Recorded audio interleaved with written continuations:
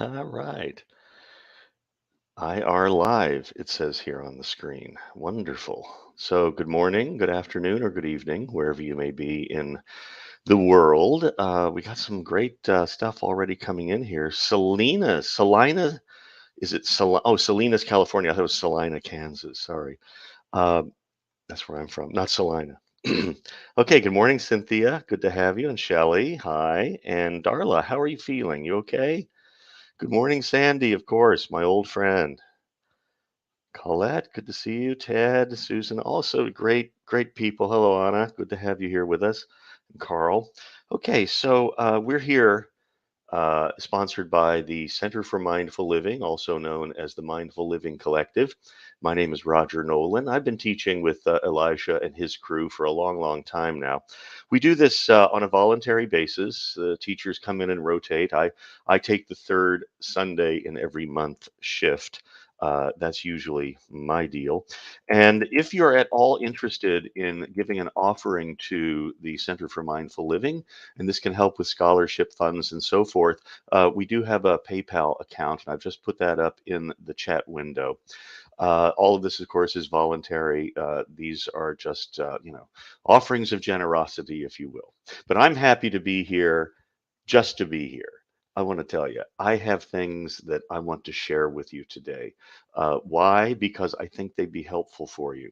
And a second answer would be because this is you too. This is who you are in terms of your experiences with anxiety. So, the theme today is the anxiety antidote. And I know that might sound like a big subject, but I'm going to keep it very, very narrow.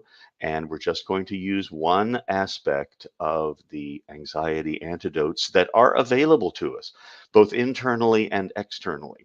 Now, the interesting thing about the central nervous system is it can be very easily tricked.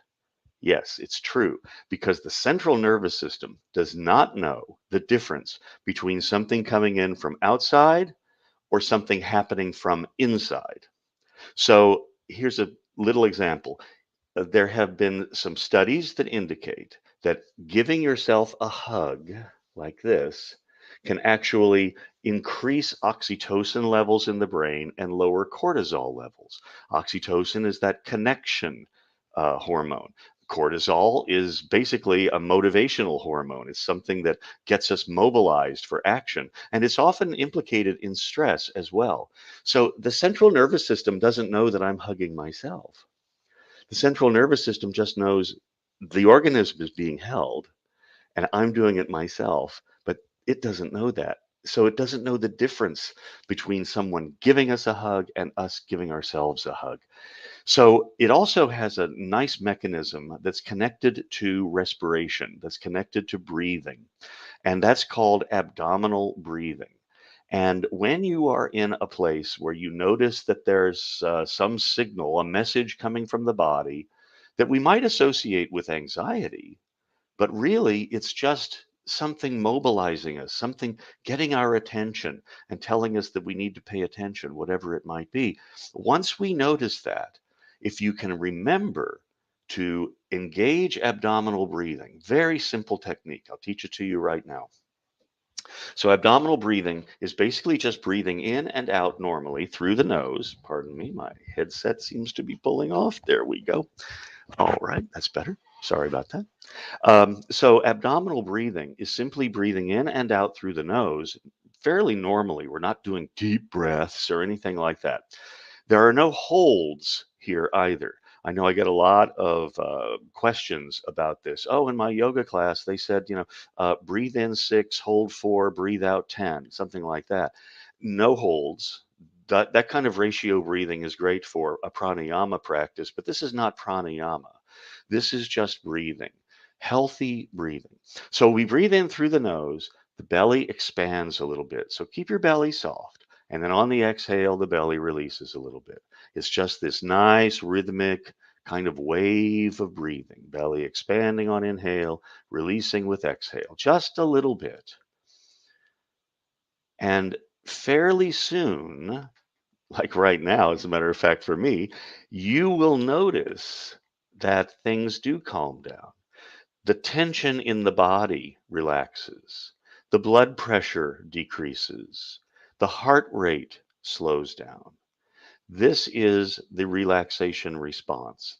You are now plugging in directly to the parasympathetic nervous system, the relaxation response, and you're basically unplugging the fight or flight reaction. Now, again, the central nervous system doesn't know the difference between something from the outside, something from the inside.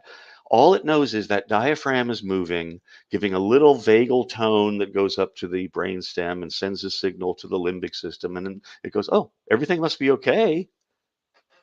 She's breathing abdominally, everything's fine. So you can do this from the inside anytime you need it. So let's start our practice. And in our practice today, I'll be reminding you about abdominal breathing, but also during the practice, and especially in the silence, you can begin to notice perhaps where there might be some anxiety creeping in or some tension, some stress, whatever it might be. And two, what happens when you engage the abdominal breathing. This is all directly experienceable.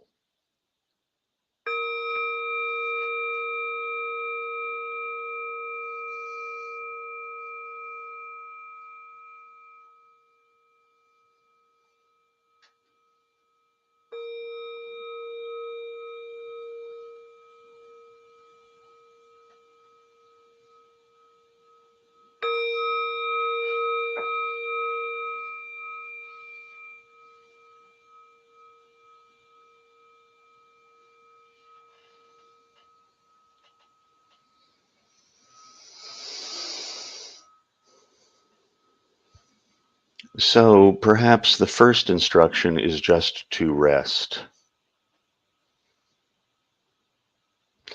to actually find a place, a way, a position where the body can rest, your body.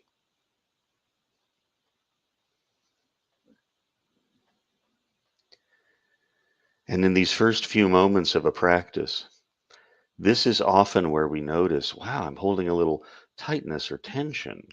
And there may seem to be no reason for that. This is just probably a very early sign from the central nervous system saying, hey, there's something that needs to be paid attention to.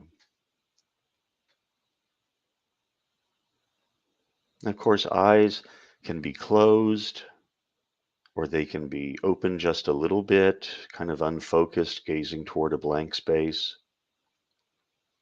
or they can be completely open, gazing at an object or a flower or a tree.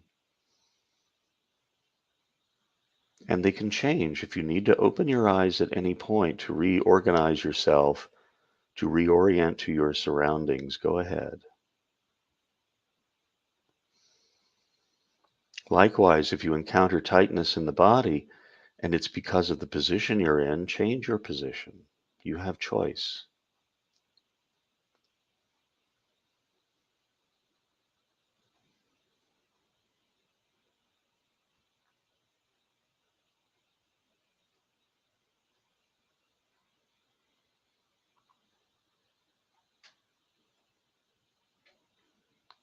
So, feeling where the body touches a chair or whatever you're sitting or lying on,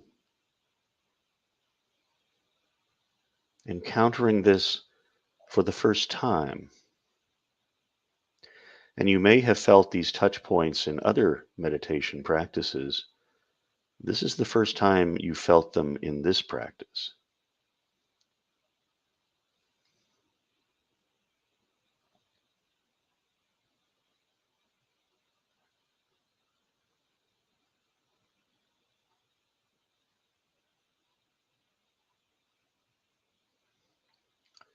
And if being inside the body, if being inside the body and feeling sensations inside the body is difficult for you, you can come outside and perhaps feel the sensations of what your hands might be touching.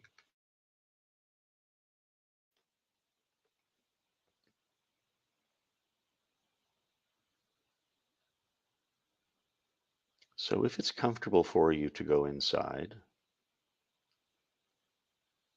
notice that this body is breathing.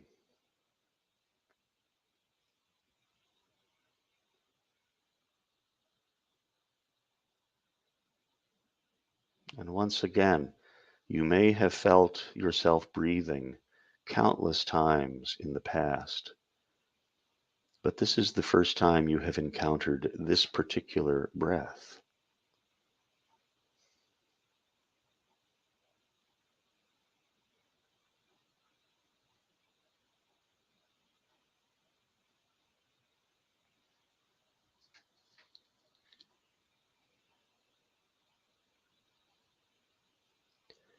And then allowing the abdomen to be soft so that as you breathe in, there's just a gentle expansion of the belly and just a gentle release of the belly. Not forcing, not pushing, not striving.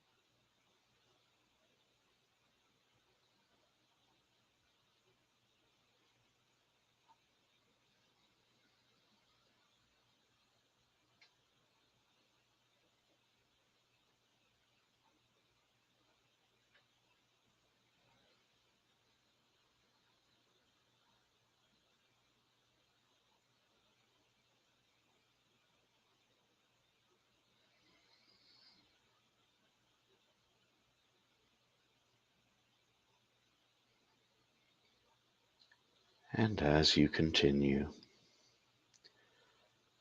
perhaps sensing that the exhale is a grounding breath.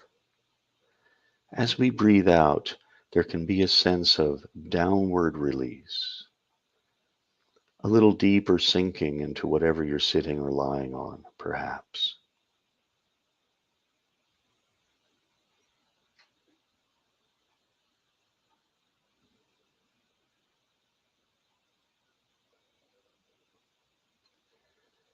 When we turn our attention toward the exhale in this way, the exhale tends to lengthen a bit, very naturally, no effort involved.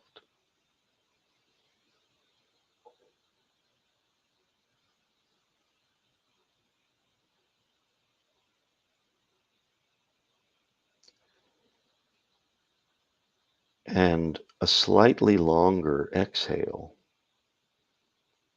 can enhance the effectiveness of abdominal breathing on the central nervous system.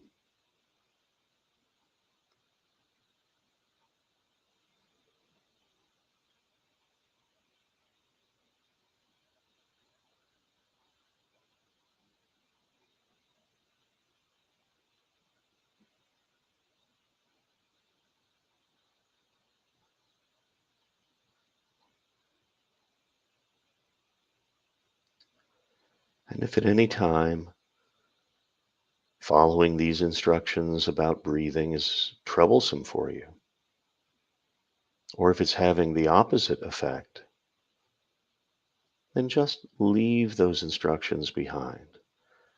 Maybe feel your hands or listen to some sounds in your world, or just feel the breath coming in and out as it rubs up against the inside of the nose.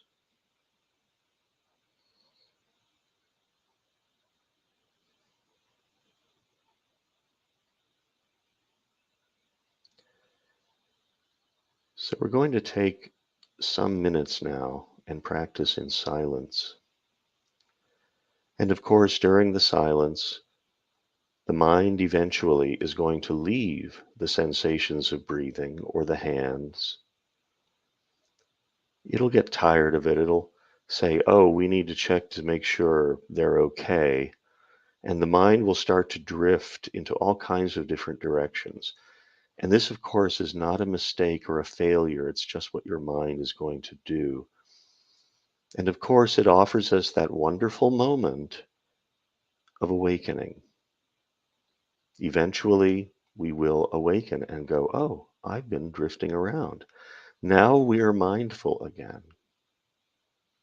And we can move that mindful energy back toward the sensations of breathing or whatever you may be using to connect to the present moment. This will happen a lot, and each time is an opportunity to learn how to become present again.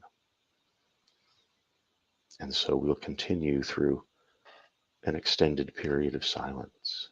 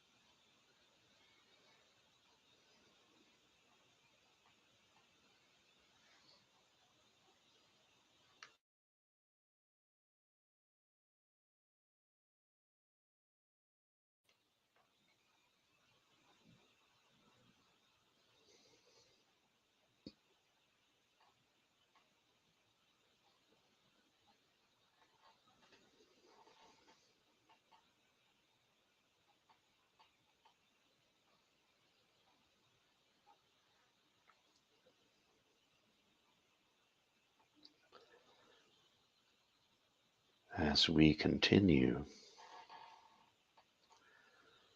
So by now you've probably had lots of practice of becoming present because the mind drifted away, and then you noticed that, and that's the moment of awakening right there. We can also use this time of mindfulness before the mind drifts away again to check in with the body, to see if any micro tensions have crept back in. And they do it very silently and very slowly. We don't even notice it. And this is, of course, just an opportunity to let that go, to know that for some reason there's something going on that caused that. And perhaps re-engage a little bit with the abdominal breathing. And if you want to just at this point let the abdominal breathing go do its own thing, you don't have to concentrate on it for the entire practice. And so we'll continue again in silence.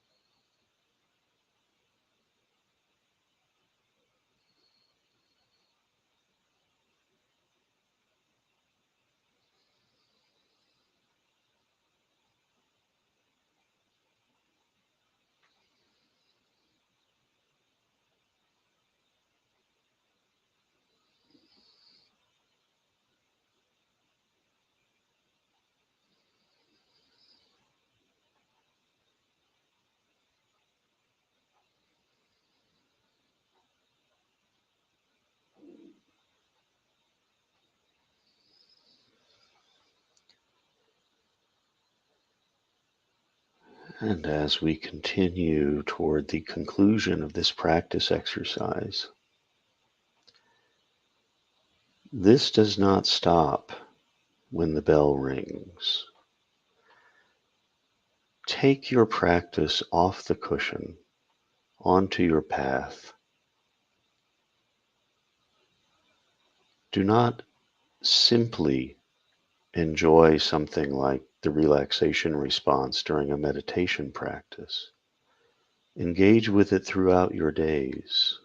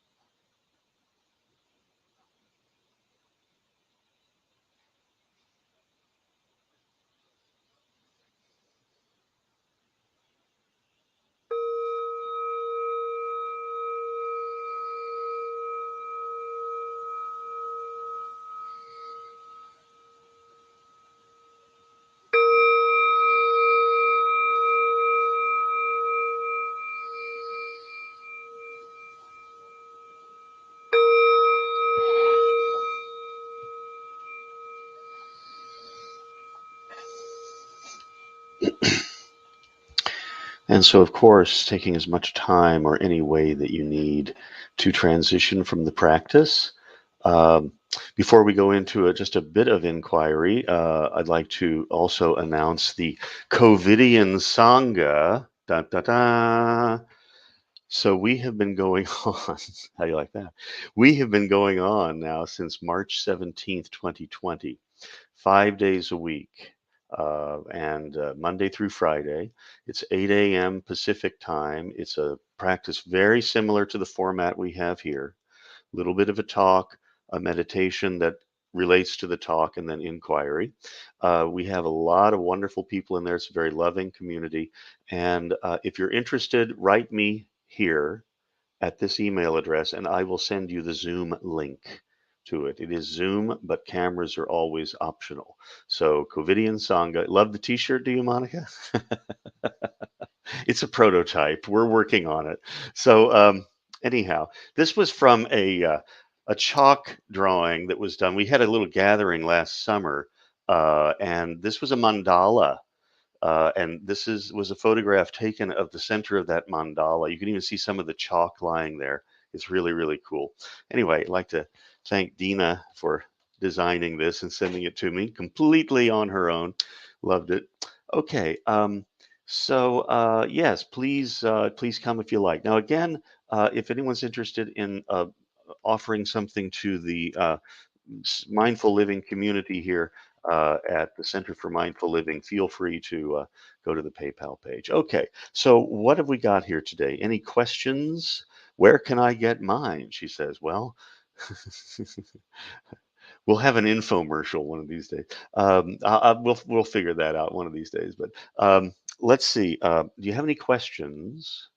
Are there anything you want to share about what you engaged with in the practice? If you have any specific questions about abdominal breathing or the parasympathetic response in the central nervous system, whatever it might be. But the real takeaway here is take this away with you. Okay, it's no extra charge. This can be done at any time in your day when you want to quiet down, when you need to quiet down, maybe because of stress or anxiety. But really, the first step is to know that anxiety is present and at the earliest stages possible, if you can. And remember that anxiety is not a failure on your part, it's just a natural system in the body mobilizing you to take care of something. You have to be somewhere at a certain time. Oh, okay. Yeah, got it. Okay, I'm on it now, and then engage the diaphragmatic breathing. Great, thank you. Calming good vibes. Thanks. Good to see you. Hmm. Any, I'm seeing so many of our folks from the Covidian Sangha here. So good to have you. No, what we're not affiliated with the Davidians. No. Um, why does a person breathe backwards sometime? Belly rises on exhale. I don't know, Darla, but that's a very good question. There may be a kind of, I don't know, a natural tendency for that to happen. I'll tell you what, though, I don't know that that's a problem, right? If you've noticed that you're expanding the belly on the exhale and releasing it on the inhale, see if there's something that happens when you do that. You might experiment with it. It's not a fatal error. And I would say that it's really about the movement of the diaphragm. It's not about, inhale, exhale, whatever that might mean. It's just that diaphragm moving against the vagus nerve, massaging it and increasing vagal tone is really the key, as far as I am aware. Simplicity of the breath. Yes, it is. It's a wonderful thing we have here, this organism. It operates on so many levels, so many different tracks. And I don't sometimes, I was a big fan of the space program when I was a kid, but right now it's like, why are we going out? There's so much here in the brain and body that we still don't understand. One of my clients the other day said that she's been spontaneously breaking into tears. So we looked up to see why do people cry? Why do people cry? You know what? Nobody knows for sure. It's things like that. How does a thought happen? What are dreams and why do we do them? And why do they have the content that they have? There's still so much to learn about this thing up here. All right, my pleasure. Let's see. At some point, Monica says, I disappeared into the breathing. Did not fall asleep, but went into another state. Yes, there is a hypnagogic state. Hypnagogic means between sleeping and waking, and that can be induced through the relaxation response. You're not asleep, but you're not really awake either. And sometimes dreamlike images can come and go in that time as well. I have also found that this is an interestingly creative place in which to dwell in my meditation practice, or if I wake up in the middle of the night and I have something on my mind, I go, okay, let's look at this for a while. And I don't necessarily try to get back to sleep right away. So I kind of go with it because in that space, that liminal space there, that's where a lot of interesting things can be known. Perhaps, as Carl Jung said, the threshold intensity of the conscious mind diminishes and the unconscious material is allowed to come through, something like that. So enjoy your hypnagogic states. Anything else? Any announcements anyone here has? Okay. All right, great. I guess then I'm going to release you on your own recognizance, if that's okay. All right. So I'll be back third Sunday of February. Okay. And stay in touch. You know where to find me. And if you have any suggestions for directions that I might go in these practices, please let me know. If there's something that is up going on for you, because if it's going on for you, it's going on for me. It's going on for everybody else here. And if it can be addressed here, I'm happy to do it. All right, thank you all. Good to see all the new folks there too. Thank you. All right, so I'm going to end the broadcast now. I'll see you next month, unless you want to come to the Covidian Sangha.